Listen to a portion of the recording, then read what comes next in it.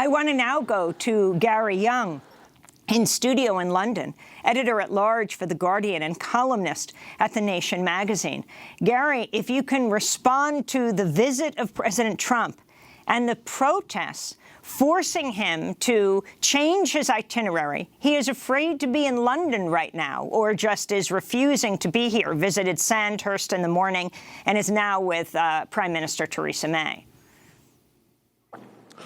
Well, yeah, I think there are two things that really explain these protests. And the first is domestic, really, which is our utter embarrassment and horror that our government and our Prime Minister would be the first out of the blocks to run and have invited Trump. She rushed to be the first Prime Minister, first world leader to have met him.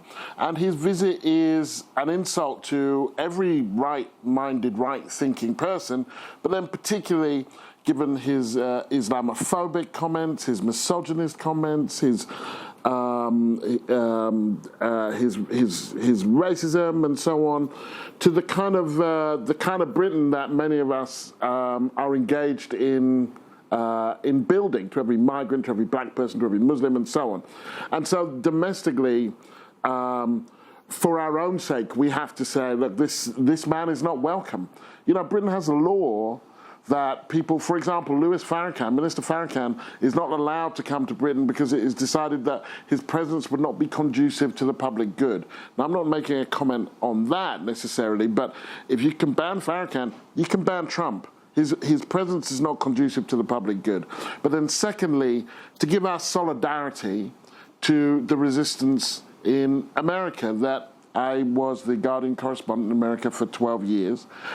We know that while Trump did win the election, he doesn't represent a vast number of Americans, actually most Americans, even if you just take the numbers who voted for him and Clinton, and that it's important that the world understands that he's not welcome here, and that actually all of those people who've been out demonstrating, the women's marches, the marches against the border protests, the marches against his racism and Islamophobia and so on, that we are with you, and that most countries in Europe particularly, but beyond, have their own version of a Trump. And so we are all in this together. So this interview that Trump did with The Sun, and for people in the United States to understand, this tabloid owned by Rupert Murdoch, in which he praised Foreign Secretary Boris Johnson, who resigned earlier this week. This is what he said. To see that he was leaving government, and I hope he goes back in at some point, because I think he's a great representative for your country. I was very surprised and saddened that he was getting out of government. And you lost some other very good people. Well, I'm not pitting one against the other. I'm just saying I think he'd be a great prime minister. Yeah. Now, I don't know if Donald Trump's presence and his words make you feel any sympathy for the Prime Minister, Theresa May, Gary, but this explosive interview where he's basically endorsing the person who will be her competitor, right, Boris Johnson. Yeah, I mean, there is a touch here of the chickens coming home to roost, right? I mean, not only is he insulting immigrants and Muslims and the London mayor and so on, but he's actually insulting his hostess, the very person who invited him. And it's as though, you know, the term diplomacy never happened. He comes out of Europe, out of the NATO summit, having pretty much insulted everybody, and then said, well, I think that went quite well. And now here he is. Boris Johnson is a buffoon.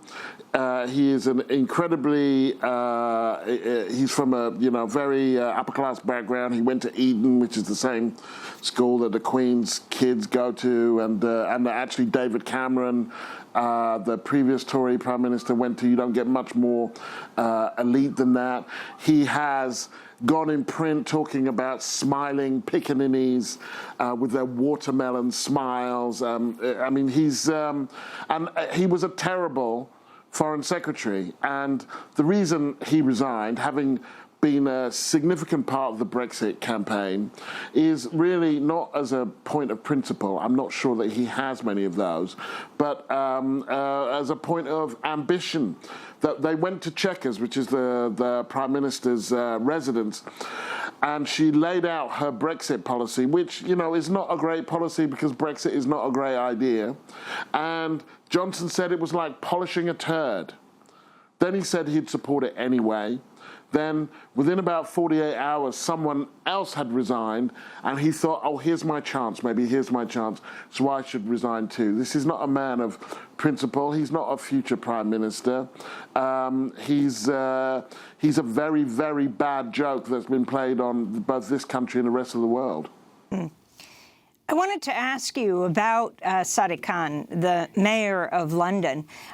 It's not only the mayor of London, the Home Secretary, who came into office in just the last few months. Also, his heritage is from Pakistan. Do you think these were direct hits on the changing complexion of British politics? Well, yeah, I mean, Trump is a racist. And so, first of all, his comments are ahistorical. I mean, in the words of Sivanandan, my parents are from Barbados. Well, we are here in Britain because you were there, Britain. You know, that my mother came to this country as a British citizen, that most of these places that he's talking about, like Pakistan, were under British rule. And so, you know, if you're wondering where this migration comes from, well, then it's right there in your history. But a fundamental misunderstanding about what modern life in most of Europe's like, because he's right, we have changed the fabric. Look at most of the football teams. Look at the French football team that got to the final, or the British football team that just got knocked out, or the Belgian football team. Yes, look at our parliament. Now, you know, a long way from saying that we've achieved anything in the realm of equality, but the fact of our presence is not contested until you start talking to someone like Trump, who's like, well, what are all these people doing here? So yes, Sajid Javid, who is of Pakistani origin, is the new Home Secretary. Sadiq Khan, of Pakistani heritage, is the London mayor. And frankly, for us in London, for most of us in London, that's a banal fact of life. They tried to smear Sadiq Khan with accusations that he was kind of, in some way, connected to jihadi gang. It didn't work. It didn't work because, for the most part, Londoners are over that. They can see past that, and Gary, we understand our present and our future as being both British and multiracial and multicultural. Gary, this is your mayor. Aren't complicated, apart from a guy like Trump. This is your mayor, London Mayor Sadiq Khan, responding to Trump's racist rant on Good Morning Britain. Well, my message to President Trump is we Londoners love your country. We love Americans. There are Americans here who contribute to our city economically, socially and culturally, and we thank them for what they do. But I hope you realise we as a city are really diverse. We have a variety of views that are held by many people. Piers, you're a Londoner, I'm a Londoner. We're both Londoners, we have different views, but we respect each other. And the wonderful thing about our city is our diversity. It's a strength, not a weakness. And I hope during the course of the next 2 days in our city and our country, you'll experience some of that diversity and you'll realise it's a strength not to be afraid of, but to be cherished.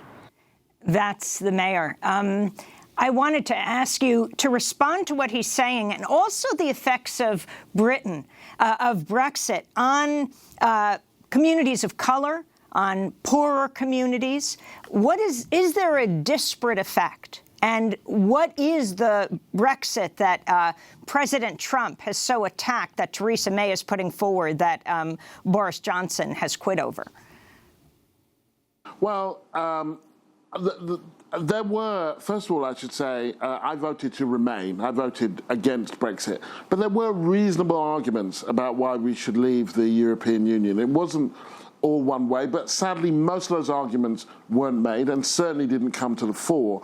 So it primarily became a vote about immigration, sovereignty, in a warped way, and a kind of very little England mentality. And so then we leave the European Union, and Britain starts to find out how small it is. That yes, at one stage, the sun never set on a British empire was the phrase, and that was true. But the empire's gone, and we are a small country, and we work better in when we were part of a large unit, and we no longer are. So then and Theresa May didn't support Brexit. Johnson did, Theresa May didn't.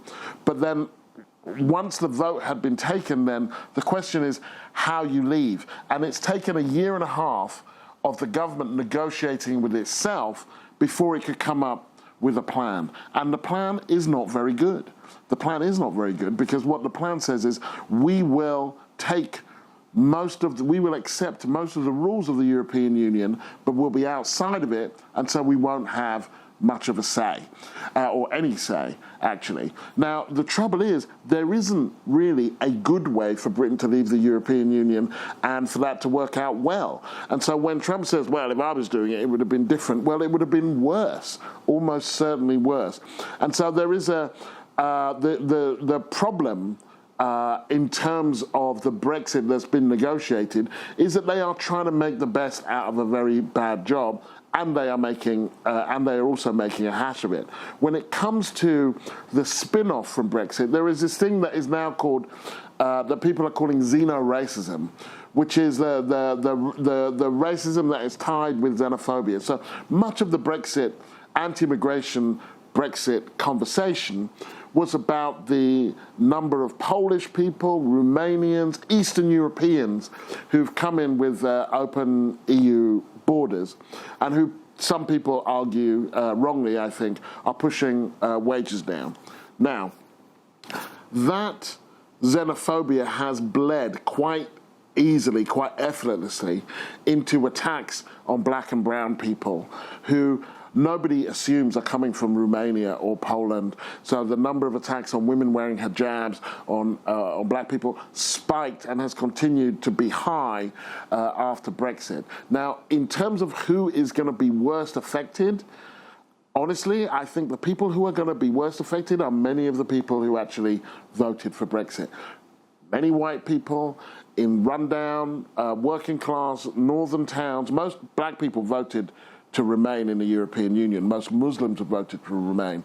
But many white working class people, particularly in northern post-industrial towns, that in many ways were supported by European Union funds, but who felt that this was a chance to give the establishment a kick in the teeth, they are probably the people who would be worst affected, and that's a shame.